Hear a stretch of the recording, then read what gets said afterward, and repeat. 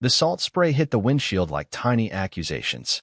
Each wave crashing onto the shore sounded like a door slamming shut, again and again, finalizing something I didn't even know had begun. It was supposed to be a refuge, this stretch of coastline. A place Sarah and I used to escape to.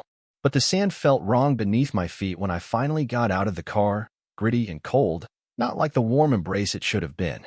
My breath hitched in my throat, a physical reaction before my brain even processed the scene unfolding just yards away, nestled behind a dune, partially shielded from the wind but not from my eyes. And then I saw them. Her head tilted back, laughing, that melodic sound I thought was reserved for moments of joy we shared, resting comfortably, intimately, on his shoulder. Mark's shoulder. My wife, Sarah. My best friend, Mark. The man I considered a brother since we were kids trading baseball cards and scraped knees. And her mother? Sarah's supposedly frail, sick mother she'd rushed off to care for just yesterday, claiming she was miles and miles away, possibly on her deathbed? Clearly, she wasn't here. Not on this beach, bathed in the deceptive afternoon sun, while my wife found solace not in familial duty, but in the arms of the man who was supposed to have my back. My name is David. Or at least, it was. Right now, I feel like a ghost haunting my own life. I'm a graphic designer, or I was. I enjoyed my work, crafting images, making things look right, balanced, harmonious. Funny, isn't it? How I could spend hours perfecting the visual balance on a screen, yet be so blind to the catastrophic imbalance in my own home. Sarah and I had been married for 7 years. 7 years. Not a lifetime, maybe, but long enough to build something solid, something real. Or so I believed.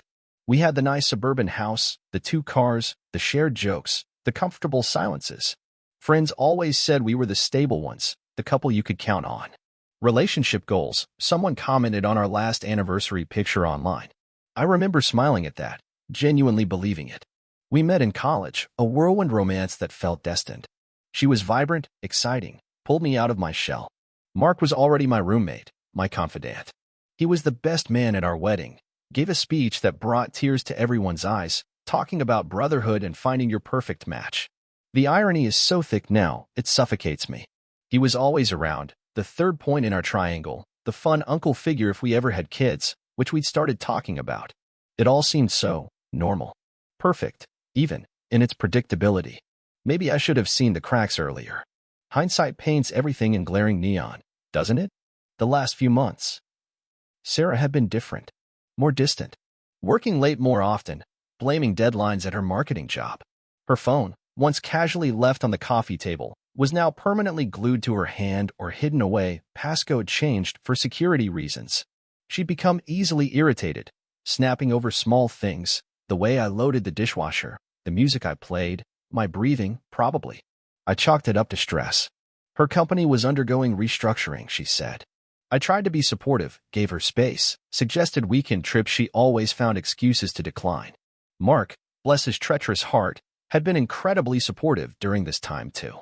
More calls to check in on me, more invitations for guys' nights, which Sarah encouraged me to take, saying I needed a break.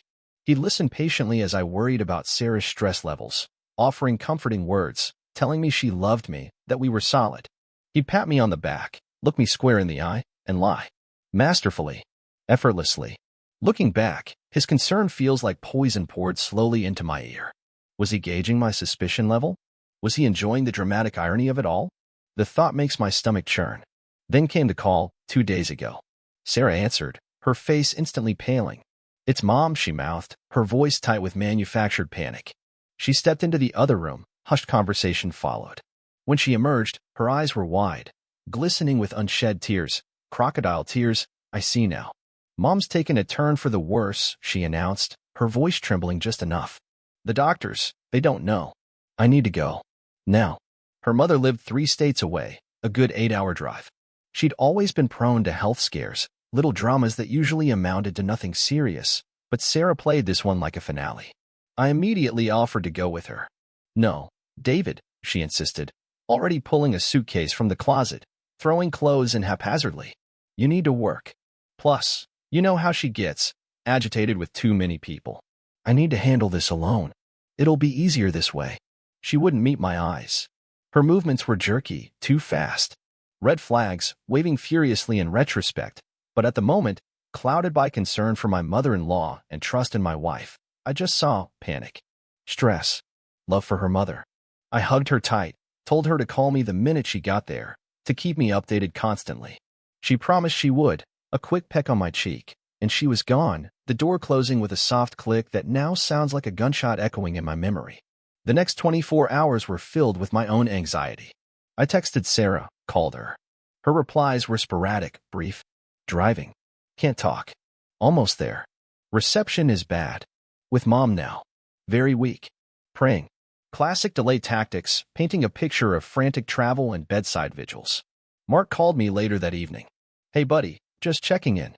Heard about Sarah's mom. Anything I can do? His voice was dripping with false sincerity. Just keep Sarah in your thoughts, man, I replied, genuinely touched by his concern.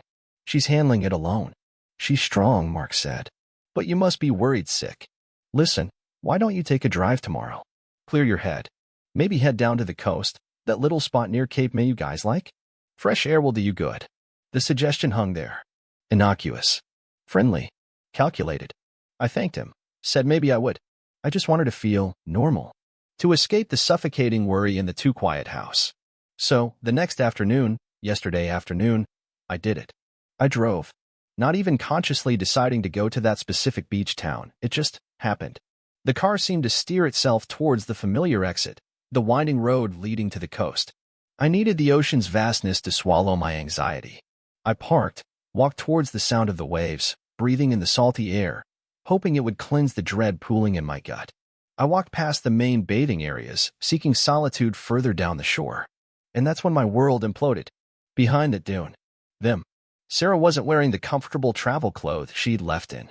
She was in a sundress I bought her last summer, hair down, laughing.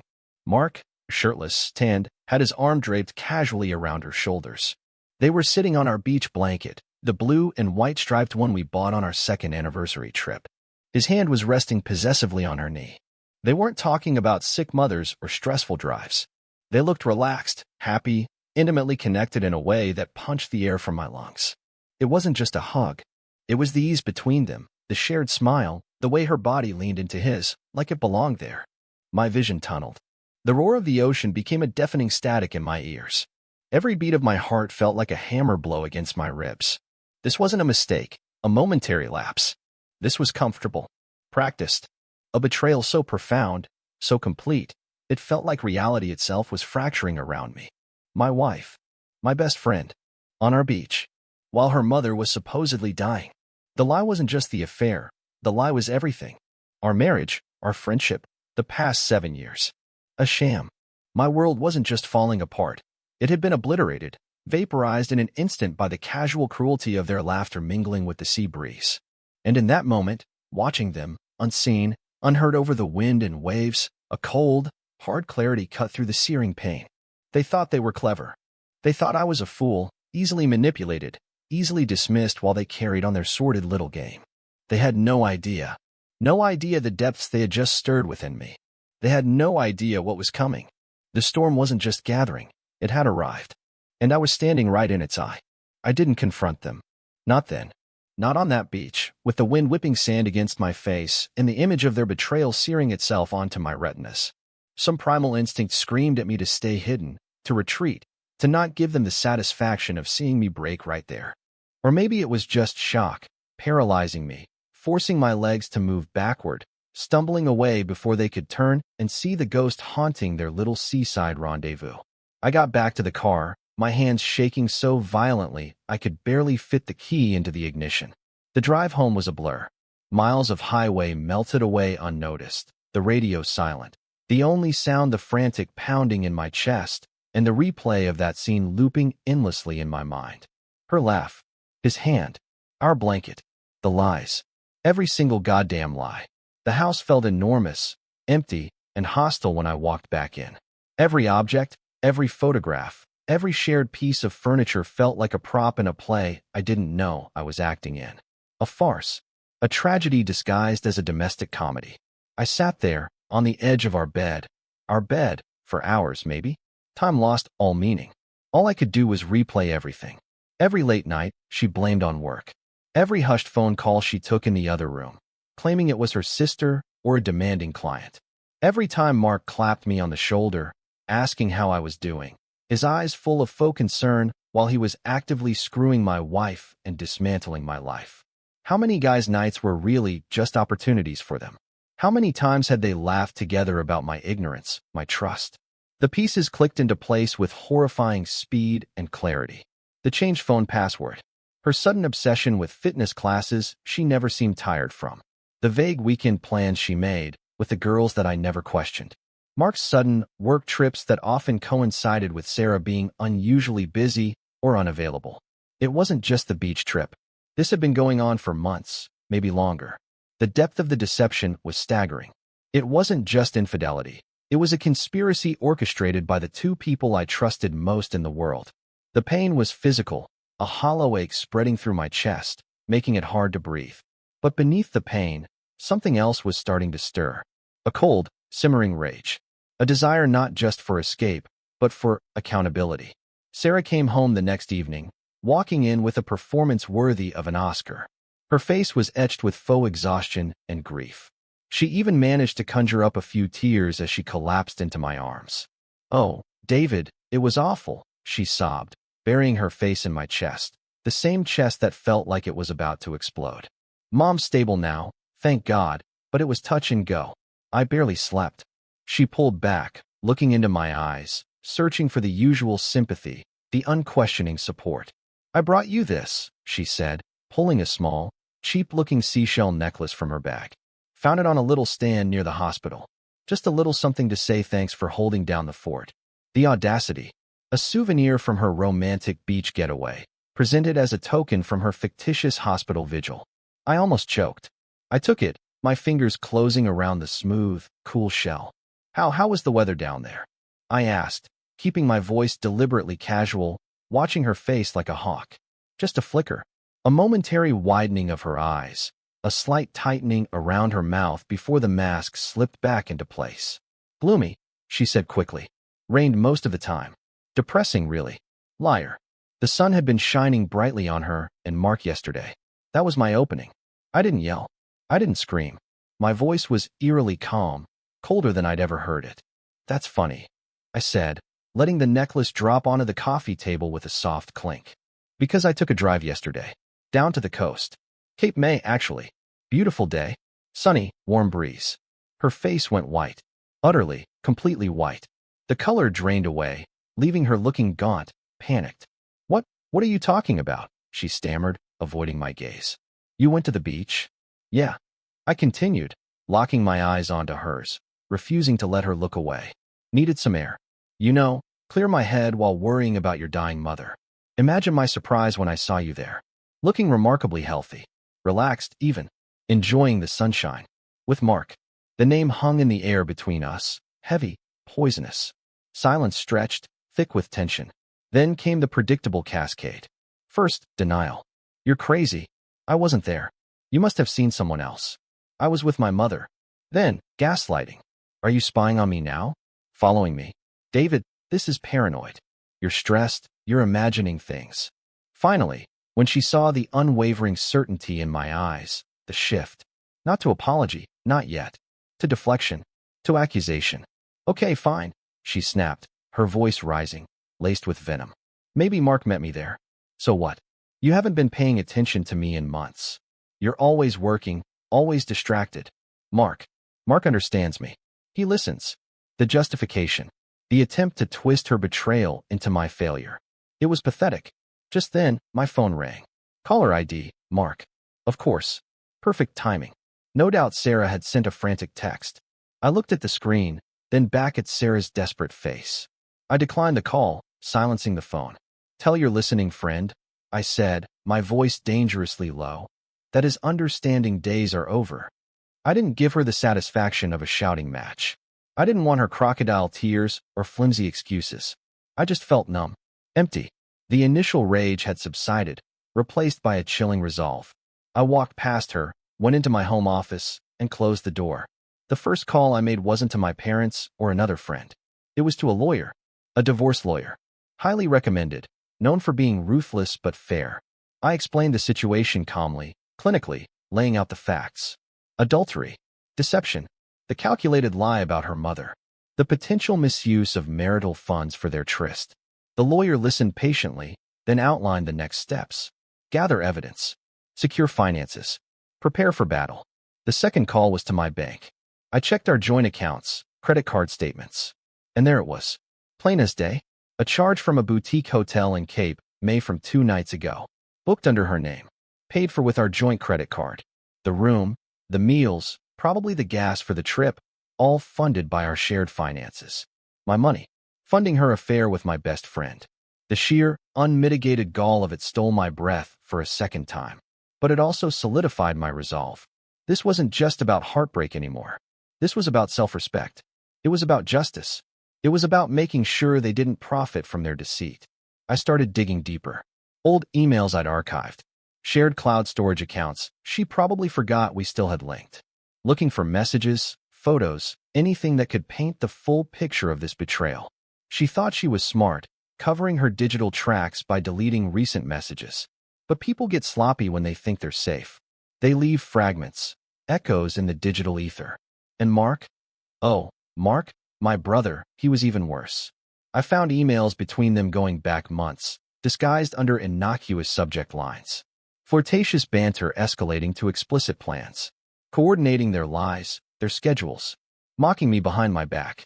The proof was right here, undeniable, sickeningly comprehensive. It was time to lower the boom. This wasn't going to be a quiet separation. This was going to be a controlled demolition. Phase 1 was about to begin. They lit the fuse. I was just going to make sure the explosion happened on my terms. The calm before the storm is often the most unnerving part. Sarah tiptoed around the house for the next few days, alternating between feigned contrition and simmering resentment. She tried apologies, explanations that twisted the truth into unrecognizable shapes, blaming stress, loneliness, Mark's predatory persistence, anything but her own choices. Mark bombarded my phone with calls and texts, swinging wildly from, "Dude, we need to talk. It's a misunderstanding," to veiled threats about making things messy. I ignored them all. Communication was rerouted through my lawyer, a decision that seemed to infuriate and terrify them in equal measure. They weren't in control anymore. I was. My lawyer, a sharp woman named Eleanor Vance, moved swiftly. The first strike was financial. Armed with the hotel receipts and credit card statements showing clear misuse of marital funds for the affair, Eleanor filed an emergency motion to freeze a significant portion of our joint assets. It wasn't about leaving Sarah destitute immediately. It was about preventing her from draining accounts or funneling money to Mark before the divorce settlement. The notification hit Sarah's email like a thunderclap. I was in the living room, packing a box with some books, when she stormed in, phone in hand, her face contorted with rage and panic. "What the hell is this, David? You froze our accounts? How could you?" The victim act was gone, replaced by raw fury. "Our accounts," I replied coolly, not looking up from my box. "Funny, I thought they became your personal slush fund for romantic getaways with my best friend. Consider it a temporary measure to ensure equitable distribution. Eleanor can explain the details." Her jaw dropped. She sputtered, speechless for a moment. The mention of the lawyer's name, the calm certainty in my voice, it threw her completely off balance. She wasn't dealing with the heartbroken, easily manipulated husband anymore. She was dealing with someone who had all the facts and a very good lawyer. The second strike was serving the divorce papers. Not just any papers, but papers meticulously detailing the grounds for divorce, adultery, supported by copies of the hotel booking, the credit card statement highlighting the Cape May charges, and printouts of some of the less explicit but clearly incriminating emails between her and Mark. We served her at home, a neutral process server handing her the thick envelope while I was ostensibly out. I came back later to find her sitting on the floor amidst the scattered pages, sobbing. Not tears of remorse, I suspected, but tears of self-pity and fear. Mark got his own special delivery. Eleanor drafted a carefully worded letter, sent via certified mail to his home address, where his long-term girlfriend, Chloe, also lived. The letter didn't explicitly state the affair, but it formally notified him that his actions with Sarah were central to the divorce proceedings and that we reserved the right to explore potential claims, including dissipation of marital assets related to their illicit rendezvous. It was designed to make him sweat, to make him realize his cozy little world was about to implode, and potentially, to ensure Chloe knew exactly what kind of man she was living with. The fallout was immediate. Chloe apparently kicked Mark out. He showed up at my office building, demanding to see me, yelling about how I was ruining his life. Security escorted him out. His desperation was palpable, pathetic. He'd played with fire and was now shocked to be burned. The climax wasn't one single explosive confrontation, but rather a series of calculated maneuvers that dismantled their narrative and their arrogance piece by piece. The most significant was a settlement meeting at Eleanor's office. Sarah and her hastily hired lawyer were there. Mark wasn't party to the divorce, but his shadow loomed large. Sarah's lawyer started with bluster, talking about alimony, demanding half the assets, painting Sarah as a wronged wife dealing with a vengeful husband. Eleanor let him talk, calmly sipping her water. Then she laid out our case.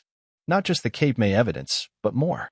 During my digging, I'd uncovered emails hinting at other indiscretions, flirtations Sarah had engaged in even before Mark.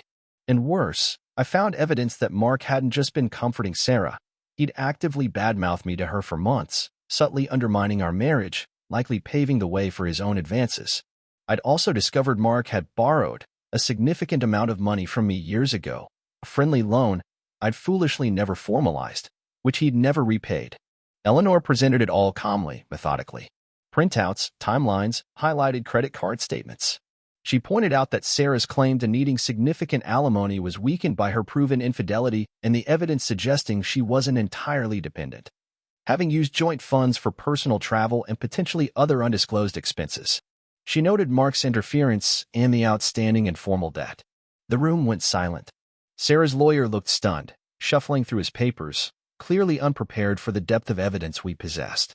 Sarah stared at me, her expression a mixture of disbelief and hatred. You dug through everything?" she whispered, aghast. I protected myself, I stated flatly.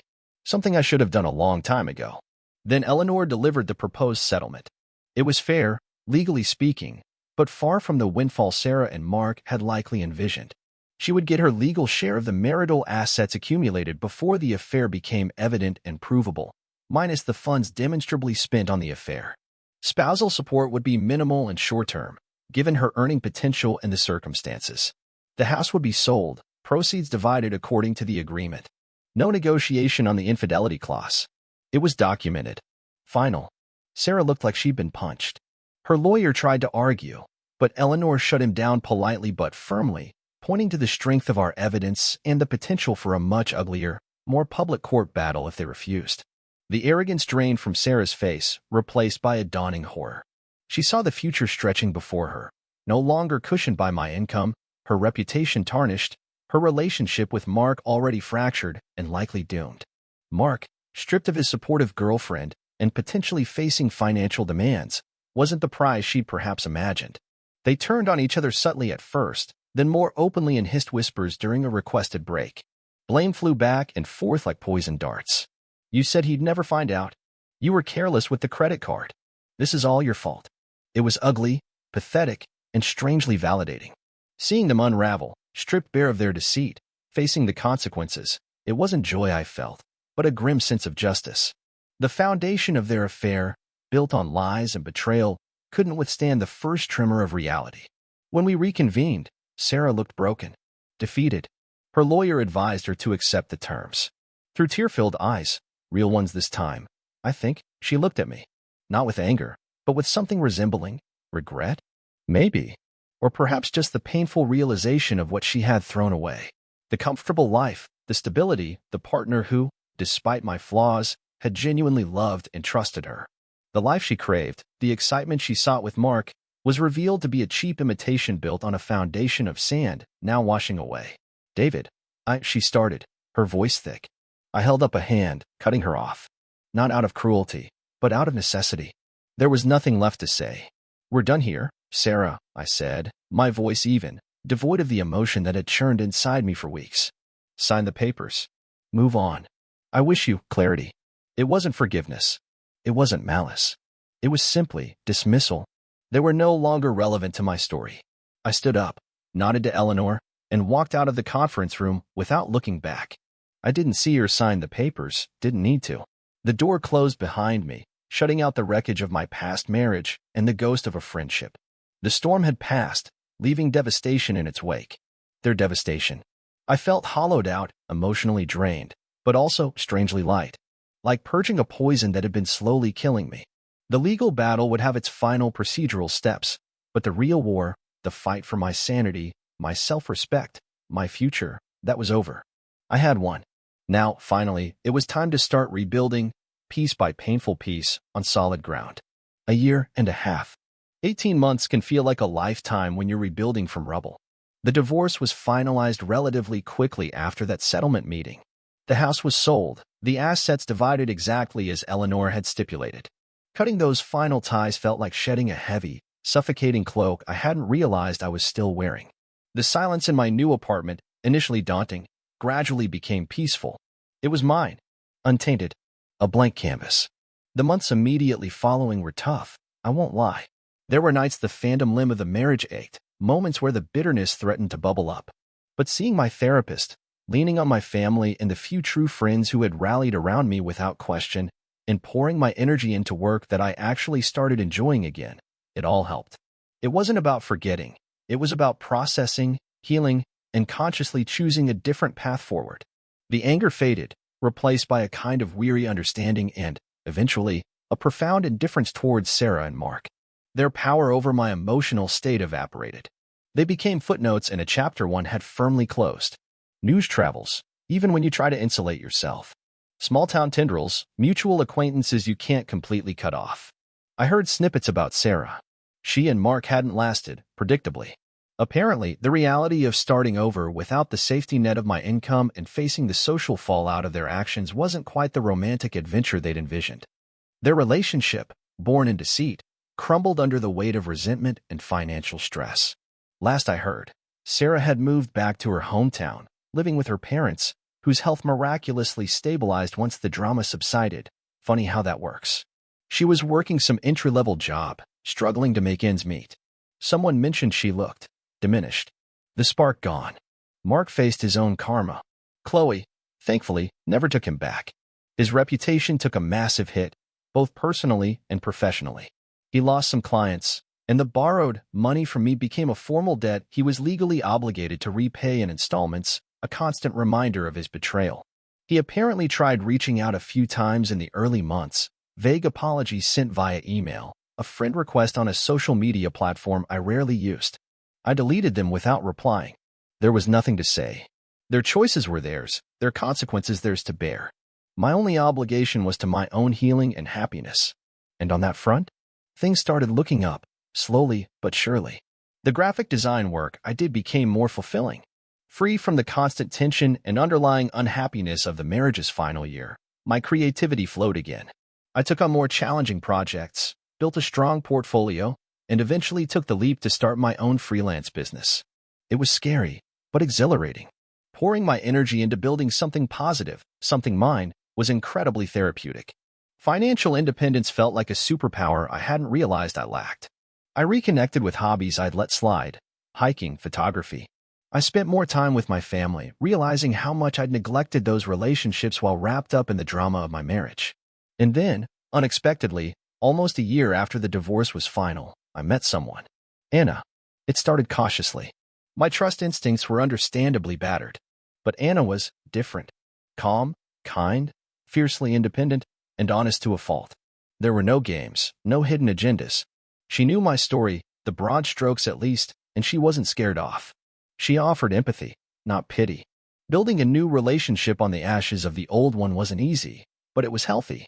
It showed me what respect, genuine affection, and true partnership looked like. It wasn't about replacing Sarah. It was about discovering what I actually needed and deserved. About 6 months ago, the universe threw one last curveball, a final test, perhaps. I was in a supermarket across town, picking up groceries with Anna, laughing about something silly. As we rounded the end of an aisle, I almost bumped carts with someone. I looked up, ready to apologize, and froze. It was Sarah. The transformation was jarring. She looked tired, older than her years. The expensive clothes were gone, replaced by worn jeans and a faded t-shirt. Her hair was pulled back messily, and there were dark circles under her eyes. She saw me, recognized me, and her eyes widened in shock. Then her gaze flickered to Anna, standing beside me, her hand resting lightly on my arm. Sarah's expression shifted to something unreadable. Regret? Envy? Shame? Maybe all three. David, she whispered, her voice barely audible. Hi, Sarah, I replied, my voice steady, calm. Surprisingly calm. There was no anger, no bitterness. Just distance. Like looking at a stranger I vaguely recognized. Anna gave my arm a gentle squeeze, a silent sign of support. Sarah opened her mouth, then closed it again. An awkward silence hung in the air. It's good to see you looking well, she finally managed, her eyes darting between me and Anna. You too, Sarah, I said politely. Hope you're doing okay. It was a perfunctory nicety, nothing more. We maneuvered our cards past each other. I didn't look back. Walking away, I felt Anna's hand find mine. You okay? She asked softly. I took a deep breath and nodded, a genuine smile spreading across my face. Yeah, I said, feeling a profound sense of release. Yeah, I really am.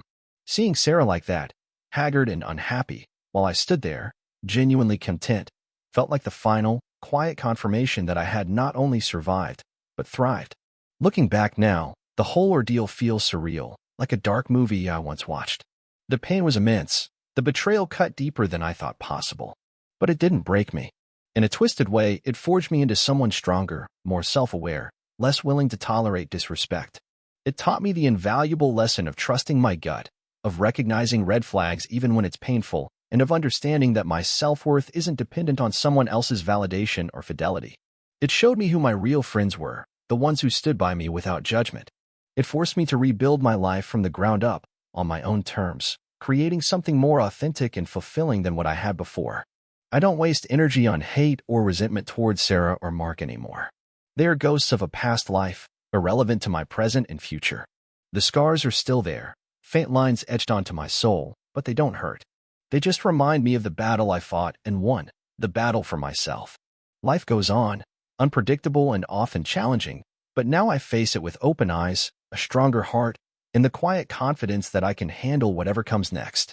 I choose to live fully, happily, and authentically. And that, I've learned, is the best revenge of all. And that brings us to the end of today's story. Thank you so much for tuning in. I truly hope to see you again for more fascinating tales ahead. If you enjoyed it, please hit that subscribe button so you don't miss out on our next adventure. See you soon.